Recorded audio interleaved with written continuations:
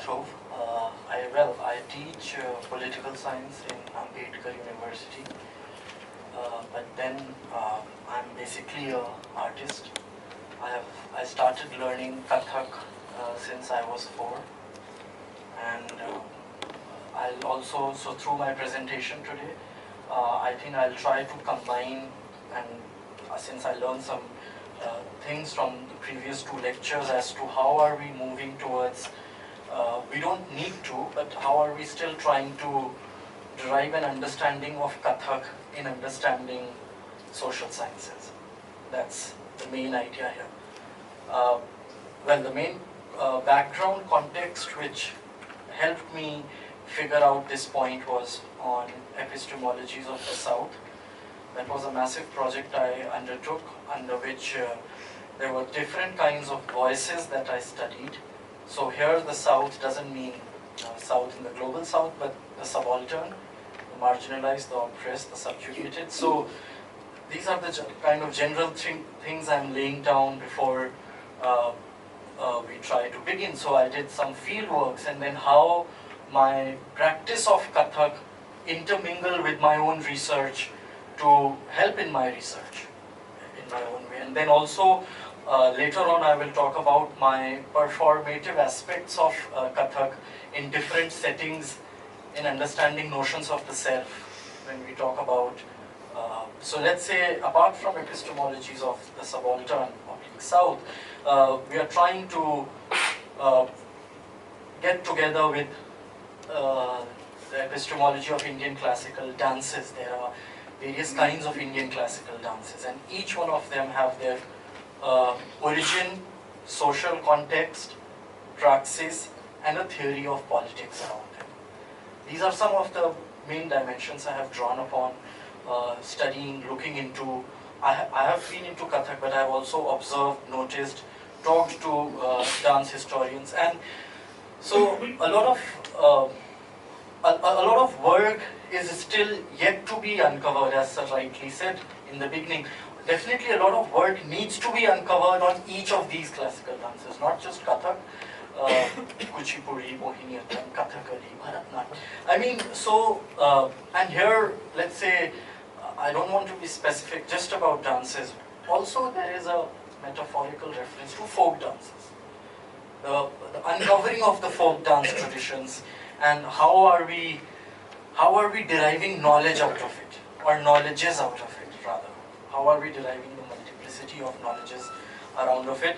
So the historiography of these dances kind of, in my view, opens new vistas, new avenues of our awareness, consciousness, and thinking in terms of the social, the economic, the cultural, the religious, the political, and sundry other connotations. So let's say even the way historiographies are drawn, and which still need to be drawn. So taking this as an art form, we are also moving beyond an art form. So this will be explicated here. Let's say now moving on to the main point of the 3 different gharanas of Kathak.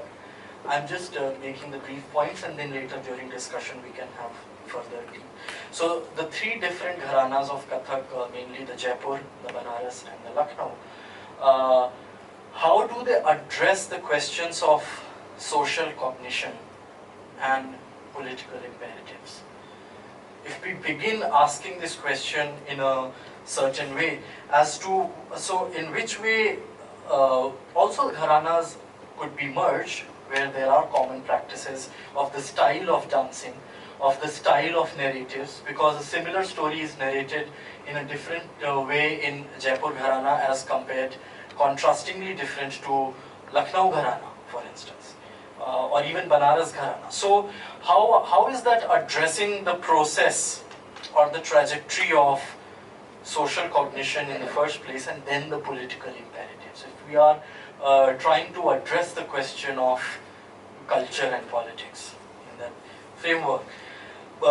Moving on to the performative aspects, where I'll briefly mention about how it works in my own narrative in the form of a dialogue between the internal self and the external. So when we are talking about notions of the self, I know being political scientist, and there are so many theories we have learnt about them, so many theories on sources of the self, this self, that. But then how as a practitioner do we arrive at the self? How are we at least making an attempt to deduce certain terminology that we, in a human subjective way, are qualifying the self? So let's say, from my own examples, so my fieldwork, which was mainly in few states in India, Rajasthan, Tamil Nadu, Kerala, and during the field, my dance workshops with the subjects themselves took out an explicit new self in me, which was otherwise not coming out due to my other professional performances in auditoriums or other events, like any kind of more organized events. So let's say here, the setting was definitely more informal, but interacting my way of folk and Kathak and my way of dancing and teaching them and also learning from them. So let's say if there is a folklore song that they identify themselves with, there was a choreography, and this all helped me, especially in Rajasthan, where I worked with women's self-help groups in the interior sort of district of Ajmer, and also quite a lot in a big metropolitan town, Kolkata, where I was working with corporate women employees. I was understanding notions of gender of corporate women employees and then doing work. So settings were different.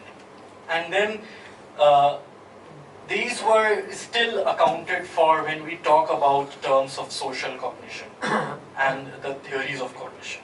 So on the other hand, if I'm performing, let's say, on a more organized setting, which was a night of the museum in Budapest, where I had to actually dance entire night, well, the idea was to dance non-stop for 6 hours, but since that was not practically feasible, I had to take breaks in between. How was the perception, and that was mainly Kathak and my new works on Kathak. So how was the self there as in, of course, the context and the setting was there. It was in the middle of the summer's night, Museum of the Night in Budapest. And how to tell people the distinction between how to introduce Indian dances for many of them for whom this had been an unheard term of. So there are different levels of analysis where it is not just the self, but where it is also through notions, as we call cultural hybridity. Through notions of cultural hybridity of Kathak, we are able to address the issues of cognition. I'll just quickly move towards. So beyond expressive capacities and trajectories, here in Kathak has evolved as a pedagogy to address the notions, concepts and symbols of social sciences. Now my recent work has been on how to invoke Kathak in teaching Indian political thought and Western political thought as well in the curriculum of political science. Let's say, for example, just one example, we don't have to restrict to this trajectory of political sciences, but then there is a theory of social movements which we can teach through Kathak. So one of the new works that has been devised here has been on teaching Raja Ram Mohan Roy and Gandhi through Kathak choreographies that have been devised upon, for instance. So definitely through embodiment of the self, as I talked about, we are evoking a contemporary methodology in terms of understanding primarily bodies, sexuality, spaces, and physicality. So when we are seeing these different when we are seeing contemporary methodology applicable to all of these are then certain these are certain courses that I have drawn upon, which are coming out of this praxis of Kathak as a dance style and form, and also how Kathak has its own journey beginning from, as the name goes, Kathavachakas in ancient India. What is the history, the political history, the social history Kathak has seen? So how it is definitely making significant contribution to the development of knowledges in terms of cultural politics, historical conditionality, social perceptions and cognition, which I talked about, psychological behavior, and the theory of evolution of religions as well lately. So it's quite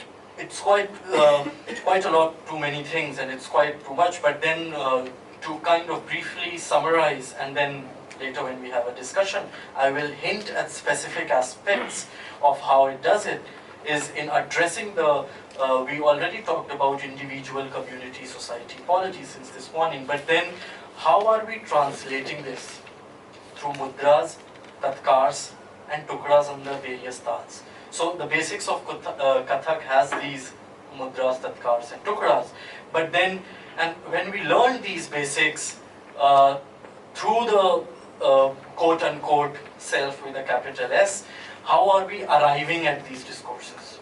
That's my main in addressing the cultural politic. Hence, I conclude here to be Kathak as a dance form, as an episteme, T-E-M-E, in through history, varieties, expositions, and also in, let's say, in a way of moving towards constructive critical inquiry through comparison with other dance forms as well, or art forms as well. This is just the last part, which is kind of being thrown open to the way as to, so why Kathak among others? The question as well now.